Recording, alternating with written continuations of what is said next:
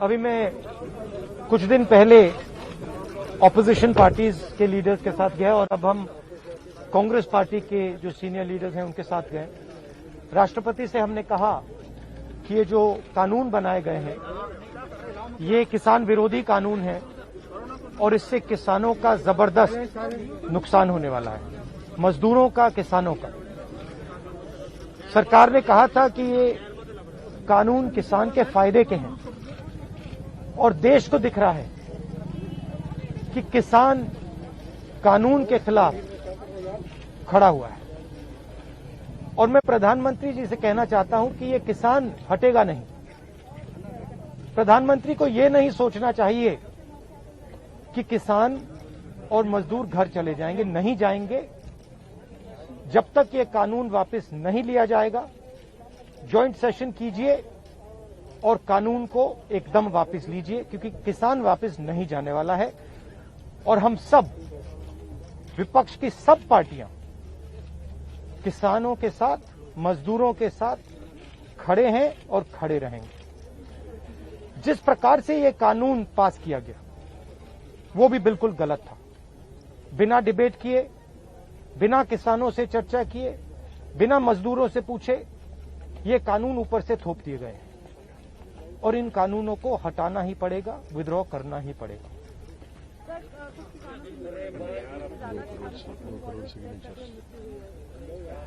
हम 3 लोग राष्ट्रपति के पास गए हैं, बट हम करोड़ों सिग्नेचर्स लेके गए। हम किसान की आवाज राष्ट्रपति जी को तक ले गए। सर्दी का मौसम है और पूरा देश देख रहा है कि किसान दुख में है, दर्द में है और मर भी रहे हैं। प्रधानमंत्री को सुनना ही पड़ेगा। और मैं एडवांस में चीज बोल देता हूं। मैंने कोरोना के बारे में बोला था कि नुकसान होने जा रहा है। उस समय किसी ने नहीं बात सुनी और आज मैं फिर से बोल रहा हूं, किसान के सामने, मजदूर के सामने कोई भी शक्ति नहीं खड़ी हो सकती है। अगर प्रधानमंत्री जी ने कानून वापस नहीं लिए, सिर्फ बीजेपी को नहीं, सिर्फ आरएसएस को नहीं, देश को नुकसान होने जा रहा है। राहुल जी, बार बार बीजेपी की तरफ से कहा जा रहा है कि जो किसान बैठे हैं ये नक्सल हैं, खालिस्तानी हैं, विपक्ष इन्हें बरगला रहा है, इस तरह के आरोप लग रहे हैं। देखिए, बीजेपी नरेंद्र मोदी जी का एक ही लक्ष्य है और वो किसान समझ गया है, मजदूर समझ गया है। लक्ष्य है कि उनके आसपास जो 2, 3, 4 बड़े क्रोनी कैपिटल्स हैं, उनके लिए पैसे बनाने का काम नरेंद्र मोदी जी करते हैं। जो भी नरेंद्र मोदी जी के खिलाफ खड़े होते हैं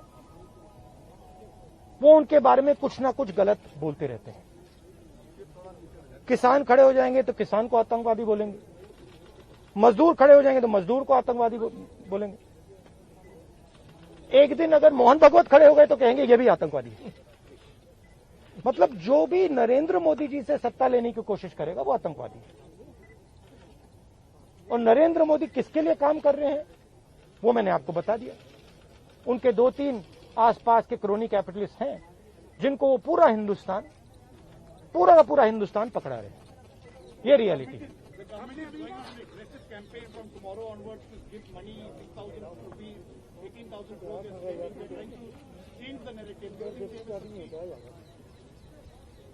Look, the point is, it's a very simple thing. There are millions of people who live off our agricultural system. Large percentage of our people live off our agricultural system. These are laborers, they are farmers, they are small traders. These are these people. And they are the backbone of the country. Now, we understand that agriculture has to be reformed. What we are saying is that if you destroy this system, these millions of people will have nothing to do. They will not be able to feed themselves. And you will create massive destruction, massive pain in the country. Why is the Prime Minister doing this? It is a very simple calculation. The Prime Minister is doing this because he wants to help 2 or 3 business people. He does not care what happens to these people. He will construct whatever narrative he has to construct to make sure that the wealth transfer that is taking place to 3 or 4 people continues. He will call people terrorists. He will call people anti-nationals. He will call people criminals. He will do whatever he has to do to transfer the wealth from these people, the backbone of this country, to those people, 3 or 4 of them, 5 of them. That's the crux. And we are fighting this. We are saying that in India, where you have destroyed the agricultural system, will not function. Just like I said, take Corona seriously. Corona is going to kill people in massive numbers if you do not act. At that time they said, scaremongering. Now they're not saying scaremongering. When I suggested to the Prime Minister that do not do this in a centralized way, give power to the chief ministers, he didn't do it. He caused thousands and thousands of people to die because he didn't do it. And then afterwards, after I said it in the press conference, he did it. So the point is, you have an incompetent man who is controlled by certain other people. This is what India has to understand. This is what all youngsters have to understand. You have an incompetent man who doesn't understand anything, running a system on the behalf of 3 or 4 other people who understand everything. And their aim is to take huge amounts of money from the poor people of India and put it in their pockets. And that is what we are fighting. And frankly, it doesn't matter what you think right now, because all of you will face this. There's not going to be a single person in this country who's not going to face this. If you're a farmer, you will face it. You're a small businessman, you will face it. You're a journalist, you will face it. This is an assault on the idea of India. That is why we're standing here. That is why I've gone to the president. That is why we've signed these forms. So you posted a tweet about Wayanad yesterday about a family which was struggling while doing their farming. But there are several more instances like this. But the BJP is saying that this is just Punjab and farmers who are protesting here at the delegate. No other farmer in the country has a problem with the reform. That's just not true. That is just not true. We are not allowed to go out. We are not allowed to go out of the ICC office. The police stops us from going out. Why don't you let us go out? Why don't you let me go and tour in the states? See what happens. Every single farmer of this country, every single labor of this country stand up. But आप police लगवाते हो, हाथरस जाते हो, arrest करते हो, तो AIC से हमारे एमपी को बाहर नहीं निकलने देते हो, और फिर कहते हो कि भैया मतलब सब कुछ ठीक है. और Prime Minister needs to realize that there is a limit to this. आपने थोड़ा सा करना है, आपने 2-3 लोगों की मदद करनी है, थोड़ा सा करना है, आप कर सकते हो. बट जिस प्रकार से नरेंद्र मोदी कर रहे हैं, मैं फिर से दोहरा रहा हूं, हिंदुस्तान के किसी भी युवा को रोजगार नहीं मिलेगा. सारे छोटे बिजनेस, सारे मिडिल साइज बिजनेस खत्म हो जाएंगे. और दूसरी बात याद रखिए, जिस चीज को आप सब भूल गए हैं, चाइना बॉर्डर पे बैठा है. चाइना ने हिंदुस्तान की हजारों किलोमीटर जमीन छीन ली है. प्रधानमंत्री उनके बारे में क्यों नहीं कहते? उसके बारे में चुप क्यों है? तो मेरा कहना है कि पूरा का पूरा कॉम्बिनेशन बन रहा है.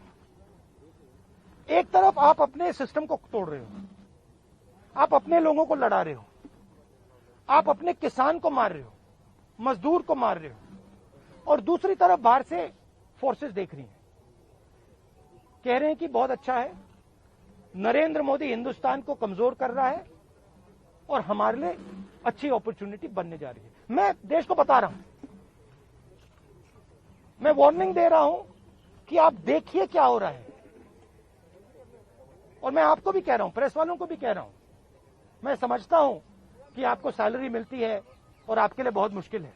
मैं समझता हूं बात, इसलिए आप नहीं कह पाते हो जो आपको कहना है, मगर आपके देश को, हमारे देश को बहुत जबरदस्त नुकसान होने वाला है।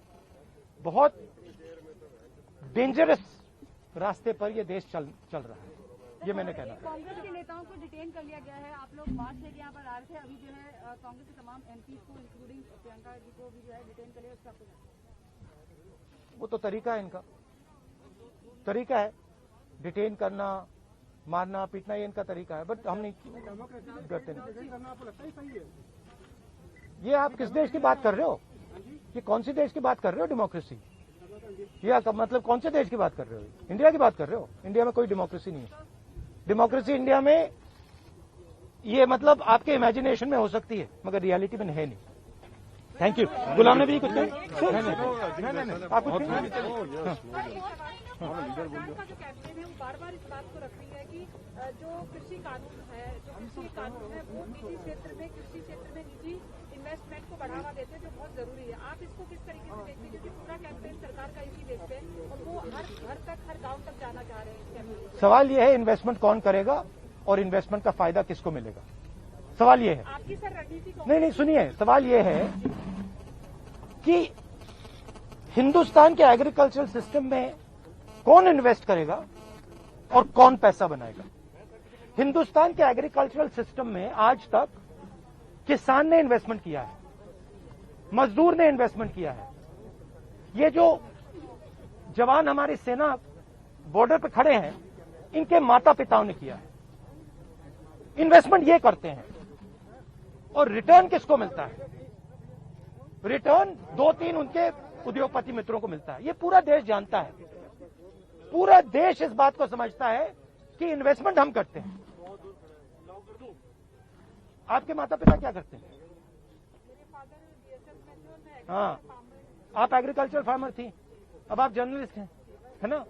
तो आप जानते हो कि आपके फादर ने इन्वेस्टमेंट किया या नहीं? मैं तो जानती हूँ, लेकिन अरे मैं आपसे पूछ रहा हूँ, आप देश की महिला हैं, आपके पिता ने इन्वेस्टमेंट किया ना? मदर फार्मर है, उन्होंने इन्वेस्टमेंट किया ना? किसके लिए इन्वेस्टमेंट किया? क्या इन 2-3 लोगों के लिए इन्वेस्टमेंट किया, या आपके परिवार के लिए किया, आपके एजुकेशन के लिए किया, आपके स्वास्थ्य के लिए किया, आपके स्वास्थ्य के लिए किया, आपके एजुकेशन के लिए किया? मगर ये जो 2-3 बिजनेसमैन है उनके लिए तो नहीं किया ना। तो सवाल यही है, इन्वेस्टमेंट कौन कर रहा है? आपके माता पिता ने किया, करोड़ों किसानों ने किया, और रिटर्न किसको मिल रहा है? यही हम पूछना चाह रहे हैं कि क्या कांग्रेस की कोई रणनीति है इस बात को काउंटर करने के लिए, गांव तक जाना? काउंटर करने की जरूरत, काउंटर आप क्या बात कर रही हैं? काउंटर करने, आप क्या बात कर रही हैं काउंटर करने के? मतलब आपको ये नहीं मालूम कि, अरे भाई आपको क्या, आप क्या हिंदुस्तान के किसान को बेवकूफ समझती हैं क्या? तो फिर अगर आपको समझे तो उसको कैसे समझ नहीं है? अगर ये यहाँ पे लाखों लोग जो बैठे, हजारों लोग जो बैठे हैं दिल्ली के बाहर, क्या ये सुनिए, ये जो लाखों लोग आए, क्या ये मिठाई खाने आए क्या? क्या इनको समझ नहीं है क्या हो रहा है? इनको समझ नहीं क्या हो रहा है? इनको मालूम है, क्लियरली मालूम है, इनको मालूम है नरेंद्र मोदी चोरी कर रहा है। इनको मालूम है कि ये दिन भर इन्वेस्टमेंट करते हैं, 24 घंटा इन्वेस्टमेंट करते हैं, और उधर इन्वेस्टमेंट कहीं और जाता है, रिटर्न कहीं और जाता है। Thank you.